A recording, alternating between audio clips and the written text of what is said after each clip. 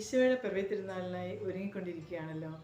മനുഷ്യ മക്കളുടെ ദീർഘകാലമായുള്ള കാത്തിരിപ്പിൻ്റെ മഹത്തായ പൂർത്തീകരണമാണ് ക്രിസ്മസ്. ഇസ്രായേൽ ജനം ഏറെക്കാലം രക്ഷകൻ്റെ വരവിനായി കാത്തിരിക്കുന്നത് നമുക്കറിയാം.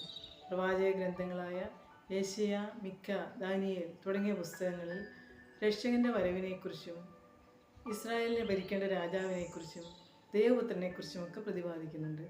അതായത് ഇസ്രായേൽക്കാർ നൂറ്റാണ്ടുകളോളം രക്ഷകനായ രാജാവിന് വേണ്ടി പ്രതീക്ഷയോടെ പ്രാർത്ഥിച്ച് കാത്തിരിക്കുന്നുണ്ട്.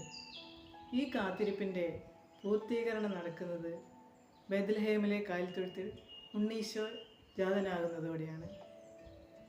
നമ്മുടെ അനുദിന ജീവിതത്തിൽ നമ്മൾ ഒത്തിരിയേറെ കാര്യങ്ങൾക്ക് വേണ്ടി പ്രാർത്ഥിച്ച് കാത്തിരിക്കുന്നുണ്ട്. ഒരു ജോലി ലഭിക്കുന്നതിന് വേണ്ടിയോ, അസുഖം ഭേദമാകുന്നതിനോ, ഒരു നല്ല വിജയം ലഭിക്കുന്നതിനോ ഒക്കെ. ഈ ക്രിസ്മസ് കാലം നമ്മെ ഓർമ്മിപ്പിക്കുന്നത് നമ്മുടെ ഒരു കാത്തിരിപ്പും വൃഥാവിലാവുന്നില്ല. ദൈവം വാഗ്ദാനങ്ങൾ വിശ്വസ്തനാണ്. ദൈവം നമ്മുടെ പ്രാർത്ഥനകൾക്ക് ഉത്തരം തരും. അത് ദൈവത്തിന് ഏറ്റവും ഉചിതമായ സമയത്ത്, തക്ക സമയത്ത് ദൈവം നമ്മുടെ പ്രാർത്ഥന കേൾക്കും. നമുക്ക് ഏറ്റവും അനുയോജ്യമായ രീതിയിൽ ദൈവം അതിന് മറുപടി തരും. അതിനായി നമുക്ക് ക്ഷമയോടെ പ്രാർത്ഥിച്ച് കാത്തിരിക്കാം.